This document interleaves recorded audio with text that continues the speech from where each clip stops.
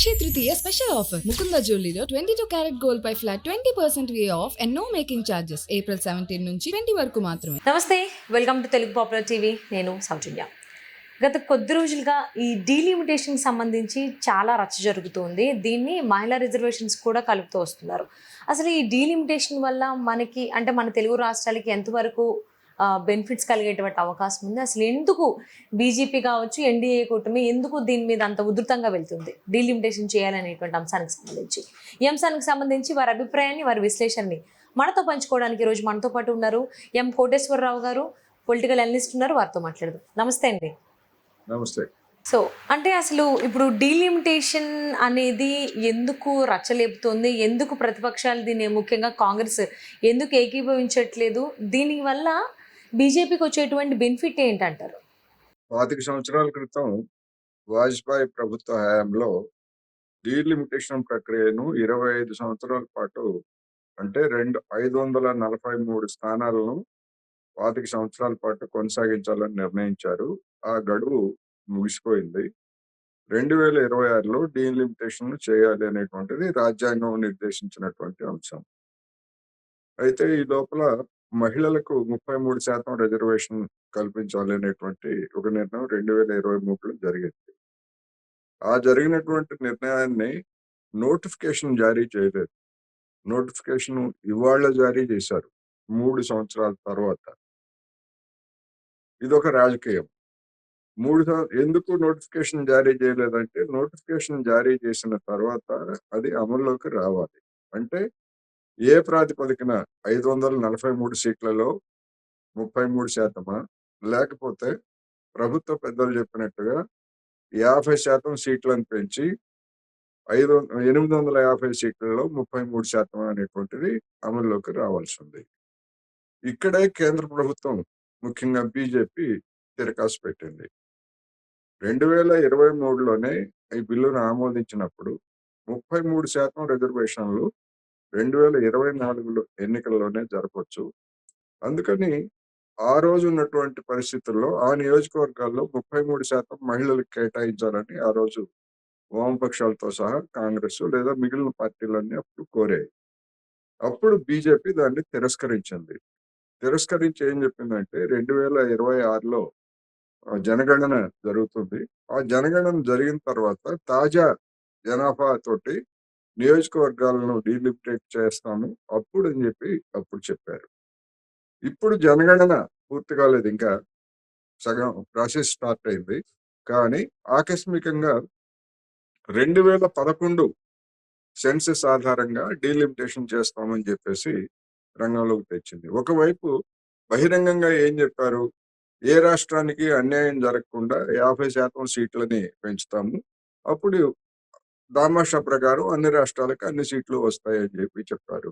ఉదాహరణకు తమిళనాడులో 39 సీట్లు ఉంటే 20 సీట్లు పెరిగితే 59 లేకపోతే 60 వస్తాయని, కేరళలో 20 సీట్లు ఉంటే 10 పెరిగితే 30 వస్తాయని, అదేవిధంగా తెలంగాణలో 17 సీట్లు ఉంటే దానికి 9 సీట్లు పెంచుతారు. ఇట్లా ఈ కబుర్లన్నీ చెప్పారు.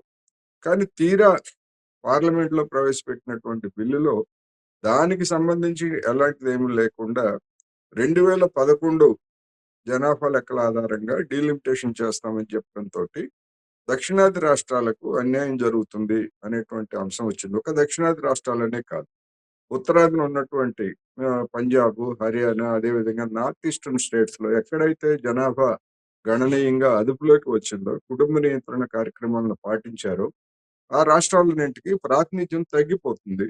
ఇది అసమానతలకు దారితీస్తుంది కనుక శాస్త్రీయమైనటువంటి పద్ధతుల్లో మరొక పద్ధతిలో దీన్ని చేయాలి అనేటువంటి డిమాండ్ ముందుకు వచ్చింది.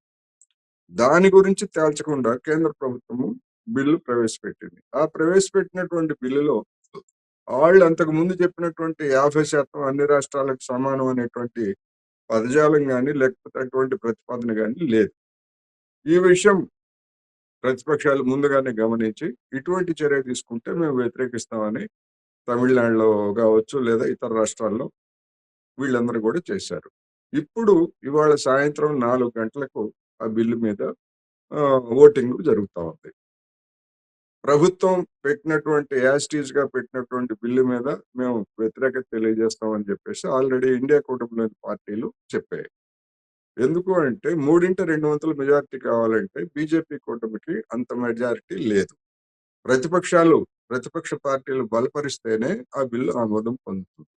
అందుకని నిన్న ప్రధానమంత్రి నరేంద్ర మోడీ గారు ప్రసంగిస్తూ ఒకవేళ మీరు గనక ఆమోదించకపోతే అది రాజకీయంగా మాకే లబ్ధి కలుగుతుంది అనేటువంటి పదజాలం వాడారు.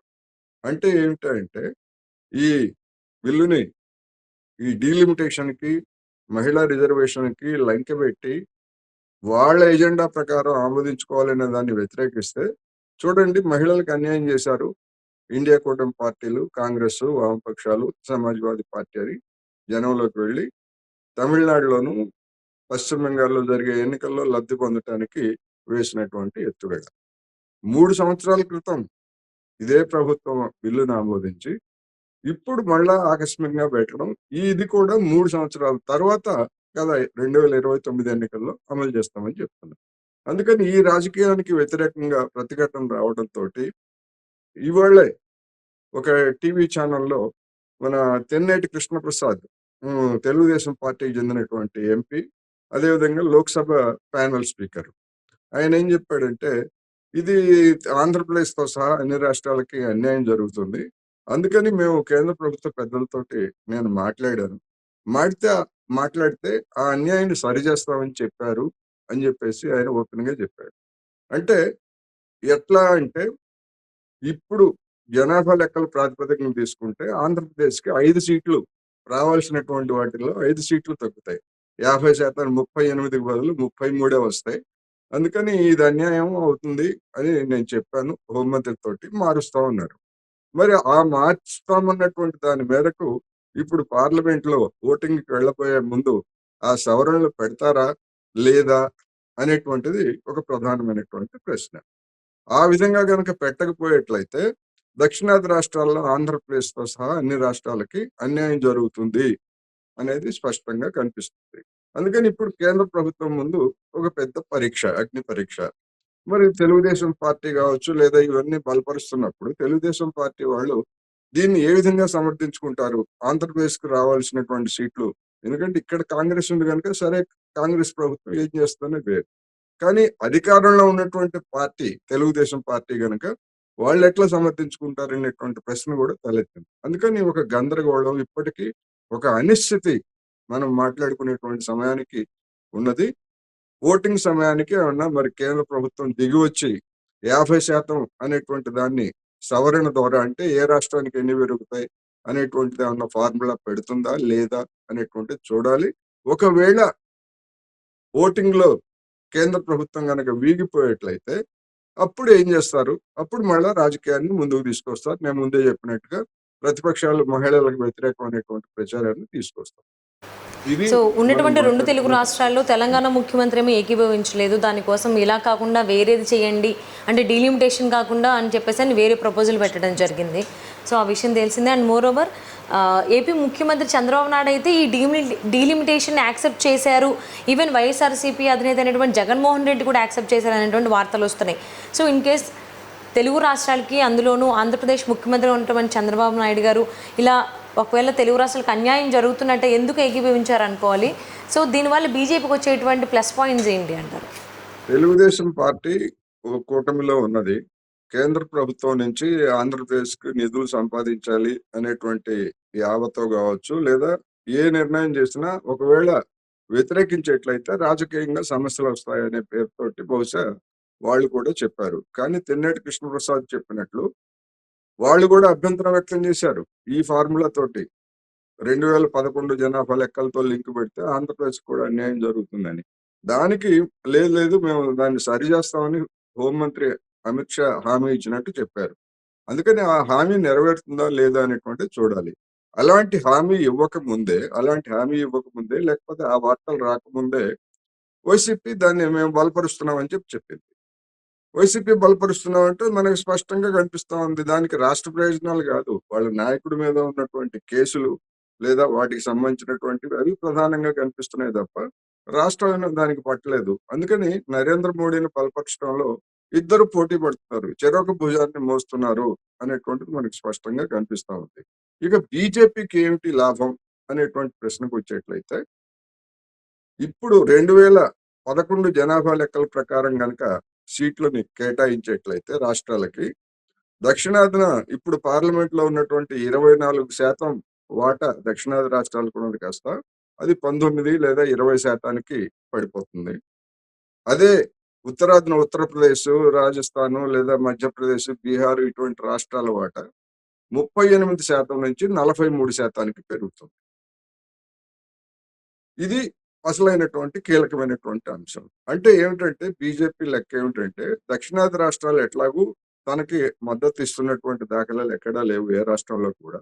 అందుకని ఉత్తరాదిన ఉన్నటువంటి వెనుకబాటుతనాన్ని, లేకపోతే అక్కడ మతాన్ని, మరొక దాన్ని, కులాన్ని, ముస్లిం వ్యతిరేకతను ఇట్లాంటి వాటన్నిటిని రెచ్చగొట్టి అక్కడ సీట్లతోనే 850లో తెచ్చుకునేటువంటి మెజారిటీ తోటి ఉత్తరాది రాష్ట్రాలతోనే అధికారం సాధించవచ్చు అనేటువంటి ఒక దురాశ, ఒక ఊహ దానిలో కలిగినట్టున్నది. అందుకనే ఆ విధమైనటువంటి ఎత్తుగడలకి పాల్పడుతున్నారు. ఇవాళ బీజేపీ అటువంటి ఎత్తుగడలకు పాల్పడి అధికారంలో ఉంది కనుక అనుకోవచ్చు. కానీ బీజేపీ శాశ్వతంగా ఉండదు. ఒకవేళ ఇదే కనుక అమలు జరిగేట్లయితే రేపు కాంగ్రెస్ పార్టీ మళ్ళా అధికారానికి వచ్చిందనుకోండి, వాళ్ళు కూడా ఇదే విధంగా చేస్తారు. దక్షిణాది పట్ల లేకపోతే ఇతర రాష్ట్రాల పట్ల వివక్ష ప్రదర్శించేటువంటి అవకాశం ఉన్నది. గతంలో కూడా అది జరిగింది, కాంగ్రెస్ హయాంలో కూడా బలవంతంగా రుద్దటం అనేటువంటిది దక్షిణాది రాష్ట్రాల మీద, ఇతర రాష్ట్రాల మీద చూసాం. అందుకని ఒక ప్రిన్సిపల్, ఏ రాష్ట్రానికి అన్యాయం జరగకూడదు, అందరికీ సమప్రాతినిధ్యం ఉండాలి అనేటువంటి దాని మీదనే ఇండియా పార్టీలు ఉన్నాయి. అయితే ఇండియా పార్టీల్లో కొంతమందిని లోబర్చుకొని వాళ్ళ మీద కేసులు పెడతామనో, ఈడీ లేకపోతే సిబిఐ ఇట్లాంటి వాటన్నిటిని ప్రయోగిస్తామనో, లేకపోతే మరొక విధంగా మీకెందుకయ్యా ఉత్తరాది రాష్ట్రాల్లో ప్రాతినిధ్యం పెరిగితే మీకు కూడా పెరుగుతాయి కదా అని కొంతమందిని ప్రలోభ పెట్టి బెదిరించి ఈ ఓటింగ్ లో వాళ్ళ మద్దతు కూడా తీసుకొని, మద్దతు తీసుకోవడం అంటే వాళ్ళు రారు, సభకు రారు. సభకు రాకపోతే సభకు హాజరైనటువంటి వాటిల్లో 3/2 మెజారిటీ. ఆ విధంగా కుట్రలు చేసి ప్రలోభాలు పెట్టినట్టుగా వార్తలు వస్తున్నాయి. అందుకని ఆ ప్రలోభాలకి, కుట్రలకి మరి మిగిలిన పార్టీలు పాల్పడతాయా, అది జయప్రదం అవుతుందా లేదా అనేటువంటిది సాయంత్రం నాకు. జనాన్ని రెచ్చగొట్టడానికి ఎప్పుడు లేనిది, గతంలో మాదిరి ఎప్పుడు లేనిది, ఇప్పుడు ఏ పార్టీ ఎవరికి ఓట్లు వేసిందని చెప్పేసి లోక్సభలో డిస్ప్లే చేస్తారట. కాంగ్రెస్ అనుకూలంగా వేసిందా, వ్యతిరేకంగా వేసిందా, సమాజ్వాదీ పార్టీ అనుకూలంగా వేసిందా, వ్యతిరేకంగా వేసిందా. అంటే ఏంటంటే, ఇదిగో వీళ్ళు వ్యతిరేకంగా వేసినటువంటి వాళ్ళందరూ మహిళలకు వ్యతిరేకం అని చెప్పేసి రేపు ప్రచారం చేయడానికి వేసినటువంటి ఒక ఎత్తుగడ, ఒక నీచపు ఎత్తుగడ అని మాత్రం చెప్పాల్సి వస్తుంది. అంటే మోస్ట్లీ ప్రతిపక్షాలన్నీ కూడా ఈ డీలిమిటేషన్ని, ఈ 33% మహిళా రిజర్వేషన్ని కలిపే చూపిస్తున్నాయి. సో దీన్ని మనం విడివిడిగానే చూడాలా, కలిపి చూడాలి అంటారా? విడివిడిగా చూడాలి. 33% రిజర్వేషన్ అనేటువంటి దానికి ఆల్రెడీ పార్లమెంట్ ఆమోదించింది. అన్ని పార్టీలు ఏకగ్రీవంగా ఓటు చేశాయి. దాన్ని ఇంప్లిమెంట్ చేయటమే ఉన్నది. ఆ ఇంప్లిమెంట్ చేసేటువంటి క్రమంలో 33% ఎట్లా చేయాలంటే పార్లమెంట్ లో సీట్లు పెంచి చేస్తామని చెప్పేసి చెప్తున్నారు. ఆ పెంచిన దానిలో రాష్ట్రాలకి ఏ విధంగా సీట్లు కేటాయిస్తారన్న దగ్గరే ఇప్పుడు వివాదం. అందుకని ఆ వివాదం దాని మీద విడిగా పెడితే అది వీగిపోతుంది కనుక ఆ రెండింటిని కలిపి మిక్స్ చేసి, అంటే ఇప్పుడు మనకి తెలుగులో ఒక సామెత ఉంది, శివలింగం మీద తేలు అంటారు. శివలింగం మీద తేలు చూస్తే ఏం చేస్తాం మనం? చెప్పు తీసుకొని దాన్ని చంపేస్తాం. అదే శివలింగం మీద నిలబడింది అనుకోండి, ఎవరైనా చెప్పు తీసుకొని కొడితే శివలింగాన్ని కొట్టినట్టు, అవమానించినట్టు అవుతుంది కదా. అట్లా ఆ విధమైనటువంటి చౌకబారు ఎత్తుగడతోటి శివలింగం మీద తేలులాగా దాన్ని మనం చెప్పుతో కొట్టలేము, దాన్ని అట్లా వదిలేయలేము. ఏం చేయాలి? అటువంటిది పరిస్థితిని తీసుకొచ్చి ఇప్పుడు బీజేపీ ప్రతిపక్షాలతోటి గేమ్ ఆడుతా ఉంది. అందుకని ఇట్లాంటి గేమ్లు, ఇలాంటి చౌకబారు ఎత్తుగాళ్ళు శాశ్వతంగా ఉండవు. తర్వాత ఏం జరుగుతుంది అనేటువంటిది మనం ఓటింగ్ తర్వాత మాట్లాడుకోవచ్చు. అలాగే ఈ మహిళా రిజర్వేషన్ కూడా 2029 ఎలక్షన్స్ కల్లా తీసుకురావాలనేటువంటి మాట కూడా బయటికి వినిపిస్తుంది. సో ఇప్పుడు ఆల్రెడీ ఎప్పుడూ బిల్ పాస్ అయిపోయినా కానీ ఇప్పటి వరకు అమల్లోకి రాలేదు, అప్లికబుల్ చేయట్లేదు. 2029 ఎలక్షన్స్ కంటే ఇదొక ఎలక్షన్కి ఎత్తుగడలాగా అనుకోవచ్చు అంటారా? ఖచ్చితంగా, ఖచ్చితంగా 2029 ఎలక్షన్ ఎత్తుగడ. ఎందుకని వాళ్ళే చెప్పారు కదా, 2024లోనే ఇంప్లిమెంట్ చేయొచ్చు. 23లో బిల్లు ఆమోదించిన తర్వాత దానికి డీలిమిటేషన్ తో కూడా పని లేదు. 543 సీట్లలో ఏ నియోజకవర్గంలో మహిళలు ఎంతమంది ఉన్నారు, ఏమిటి ఓటింగ్ అనేటువంటిది ఎన్నికల కమిషన్ దగ్గర ఉన్నది. దాని ప్రకారం 33% సీట్లు ప్రతి రాష్ట్రంలోనూ కేటాయించడానికి అవసరమైనటువంటి గణాంకాలన్నీ ఉన్నాయి. అది ఒక్క రోజులో పని. కానీ ఆ పని చేయకుండా ఇప్పుడు 2026, 27లో జనాభా లెక్కలు ఇప్పుడెప్పుడు వెంటనే రావు. అందుకని ఏం చెప్తున్నారు, మేము 2011 తీసుకుంటున్నాం అని చెప్పి. మరి 2011 తీసుకుంటున్నాం అన్నప్పుడు 2023లోనే మీరు ఆ మాట ఎందుకు చెప్పలేదు? ఆ బిల్లును ఆమోదించేటప్పుడు ప్రతిపక్షాలు మద్దతు కోరినప్పుడు ఈ డీలిమిటేషన్ కి 2011 మేము ప్రాతిపదికగా తీసుకుంటామని చెప్తే అప్పుడే పరిస్థితి ఎట్లా ఉండేది అనేటువంటిది, అంటే అప్పుడు గండం కట్టడానికి దాని గురించి ప్రస్తావన చేయకుండా ఇప్పుడు మధ్యలో 3 సంవత్సరాల తర్వాత అమలు జరిగేటువంటి దానికి ఇప్పుడు ఈ సమయాన్ని ఎంచుకోవడం, అందులో ప్రత్యేకమైనటువంటి సమావేశాలు పెట్టి పెద్ద హడావుడి చేసి మేమేదో మహిళలను ఉద్ధరిస్తున్నామనే పోజు ఇవ్వడానికి చేస్తున్నటువంటి ఎత్తుగడ. ఆల్మోస్ట్ 2011 అంటే 14 సంవత్సరాల క్రితం జరిగినటువంటి మాట. అప్పటికి అప్పుడున్న వాళ్ళు ఇప్పుడు ఉన్నారా లేరా అనేది ఏది లేదు. కొత్త వాళ్ళు ఎంతమంది వచ్చారో తెలీదు. సో ఆ బేసిస్లో డీలిమిటేషన్ చేయడం అనేది ఎందుకు చేస్తున్నారనేది వాళ్ళకే తెలియాలి. క్లియర్ కట్గా అదే కదా అర్థమైపోతుంది ఇది ఇప్పుడు ఖచ్చితంగా రాజకీయానికి. పేరుతోటి ఓటర్లు, చనిపోయిన ఓటర్లు లేకపోతే మైగ్రేట్ అయిన వాళ్ళంతా ఉన్నారు, వాళ్ళందరినీ మేము తొలగిస్తున్నాము, శుద్ధి చేస్తున్నామని కదా చెప్పింది. మరి అటువంటిది 2011 లెక్కల ప్రకారం తీసుకుంటే మరి అది ఎట్లా సరైనది అవుతుంది? అందుకనే ఒక 14 అశాస్త్రీయమైనటువంటి సంవత్సరాల దాన్ని క్రితంది, ఒకటి కాదు రెండు కాదు, Yes. 14 సంవత్సరాలు వెనక్కి వెళ్ళి తీసుకుంటున్నారు అంటే అక్కడ అర్థమవుతుంది రాజకీయ లబ్ధి కోసమే చేస్తున్నారు అనే దానికి సంబంధించి. yes, yes. మరి చూడాలి. సో పాస్ అయిపోయినటువంటి బిల్లు 3 సంవత్సరాలైనా ఇంకా అవ్వలేదు. దీన్ని మళ్ళీ 2029 ఎలక్షన్స్కి తీసుకొస్తామంటున్నారు ఉమెన్స్ సరిగ్గా రిజర్వేషన్ సంబంధించి. ఇవాళ దాని అమలుకు సంబంధించి ఇవాళ గెజెట్ నోటిఫికేషన్ ఇచ్చారు. పార్లమెంట్ లో ఇంకా అది పూర్తి కాలేదు. ఇవాళ గెజెట్ నోటిఫికేషన్ ఇచ్చి ప్రతిపక్షాల మీద ఒత్తిడి తీసుకురావడం, జనాన్ని రెచ్చగొట్టడం, మహిళల్ని సెంటిమెంట్ తీసుకొచ్చి మహిళా ఓట్లని కొల్లగొట్టేందుకు వేసినటువంటి ఒక ఎత్తుగడ. మహిళలంతా అమాయకంగా ఏమీ లేరు. టచ్ చేద్దామని ట్రై చేస్తున్నారు. 2014లో అధికారానికి వచ్చినటువంటి వాళ్ళు 2023 వరకు అసలు ఆ బిల్లుని ఎందుకు పెట్టలేదు అనేటువంటి ప్రశ్నకి ఇంతవరకు సమాధానం లేదు. అదొక రాజకీయం. 2024 ఎన్నికల్లో లబ్ధి పొందేందుకు 23లో పెట్టారు. ఇప్పుడు 2029లో లబ్ధి పొందేందుకు మళ్ళీ ఇప్పుడు మరొక రాజకీయం చేస్తున్నారు అనేది స్పష్టం. మరి చూద్దామండి, సాయంత్రం మరి ఓటింగ్ జరగబోతుంది కాబట్టి బిల్ పాస్ అవుతుందా, ఈ మధ్యలో ఈ లోపు ఏమన్నా తెలుగు రాష్ట్రాలకి అనుకూలంగా ఏమన్నా అన్యాయం జరగకుండా ఉండేలాగా సీట్స్ ఏమన్నా అటు ఇటు చేస్తారా ఏంటనేది చూద్దాం. థ్యాంక్ యూ సో మచ్ అండి.